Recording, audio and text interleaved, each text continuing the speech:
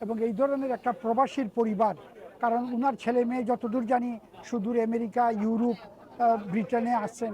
তো এই ধরনের যে কাণ্ড কারখানা, কিন্তু যদিও এটাকে অন্যভাবে রং দেওয়ার চেষ্টা করা হয়েছে যে এই অবৈধ একটা সম্পর্ক কাজের মেয়ের সঙ্গে, এখন দেখা যাচ্ছে হয়তো আরও কিছু এইখানে মানে কিছু করতে গিয়ে এখানে সাপ বের হয়ে আসবে, কিছু সম্পত্তিগত বিরোধ বা মামলা, যেটা রিকাবি বাজারের যতদূর আমরা জানি।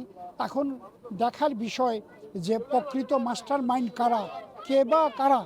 এই এই বাবুল মিয়াকে দিয়েই হোক আর যাকে দিয়েই হোক, তিনজন মানুষকে জবাই করা এটা কিন্তু সহজ চারটিখানি ব্যাপার না। এবং আমরা যতদূর তদন্ত মানে ইয়েগুলো দেখছি যে লোকাল সাংবাদিকদের পাঠানো রিপোর্ট, সে নিজেও একজন তামেশকির হয়ে জিনিসটা দেখতেছে 9:25 বা 10টার দিকে। কাজেই মূল দাবি থাকবে যে জাস্টিস মানে জাস্টিসের জন্য মূল যে হুতা, মূল যে দলিলপত্র, যারা যে বা যারা এটা করছে, বিহাইন্ডে যারা মাস্টার মাইন্ড, এদেরকে ধরতে হবে। হয়তো সে দাবার গুটি হিসাবে ব্যবহৃত হয়েছে, কিন্তু তাও বলবো এটা তো মানে নট কনভিক্টেড, সে অ্যাকিউজড। হ্যাঁ, কাজেই সে অভিযুক্ত আসামি। কাজে প্রকৃত সত্য উদ্ঘাটনের জন্য আমরা সিআইডি এবং পুলিশ ইনভেস্টিগেশন অফ ব্যুরো যেটা আছে আর কি, পিআইবি না কি বলে, যে এদেরকে আমি অনুরোধ করব যাতে প্রকৃত সত্য উদ্ঘাটন হয় এবং আমাদের বিশেষ করে বৃহত্তর সিলেট অঞ্চলে আমাদের সারা বাংলাদেশে, আমি বৃহত্তর সিলেট কি বলবো, সারা বাংলাদেশে প্রতিদিন কোথাও না কোথাও এই ধরনের ঘটনা ঘটতেছে। কাজেই সরকারকে বলবো, ইদানিং স্বরাষ্ট্রমন্ত্রী মনে হয় চেঞ্জ হচ্ছেন, যিনি স্বরাষ্ট্রমন্ত্রী আসবেন তাকে বলবো যে অন্তত পক্ষে আইন শৃঙ্খলা পরিস্থিতিটা খুবই নজর দেওয়ার জন্য। তো সিলেটের যে ট্রিপল মার্ডার হলো, এটা তো আমরা শুনে স্তম্ভিত।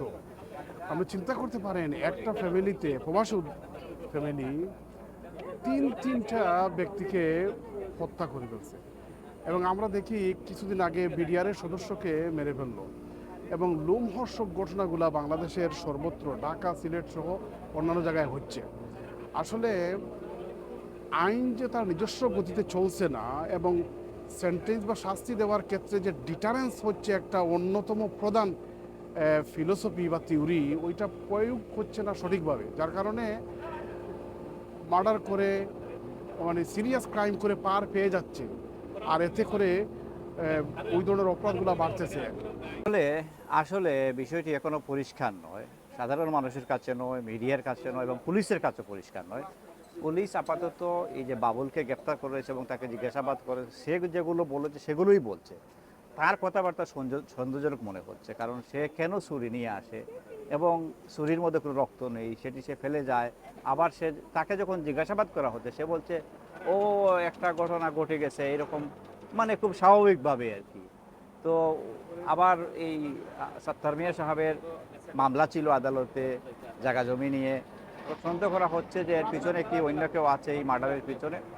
তবে তদন্তে বেরিয়ে আসবে বলে আশাবাদী। এই সমস্ত ঘটনা ঘটে ওই যে বিচারহীনতা। আপনি যদি এই বাবুল দোষী সাব্যস্ত হয়, সে তো নিজেই দোষ স্বীকার করছে। আপনি দেখবেন হয়তো কোর্টে গিয়ে আদালতে গিয়ে বলছে যে আমাকে পুলিশ মারছে কিংবা আমাকে চাপ দেওয়া হয়েছিল, বলছি আমি খুন করিনি।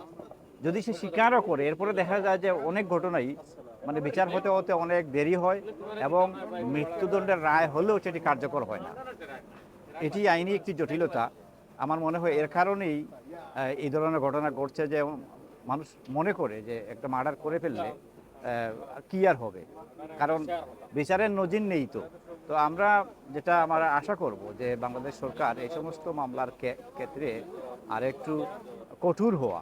যেমন রামিসা হত্যাকাণ্ড, প্রধানমন্ত্রী তারেক রহমান তাদের বাসায় গেছেন, কিন্তু এখনো তো আসামির রায় কার্যকর হয়নি, এখনো মৃত্যুদণ্ড কার্যকর হয়নি।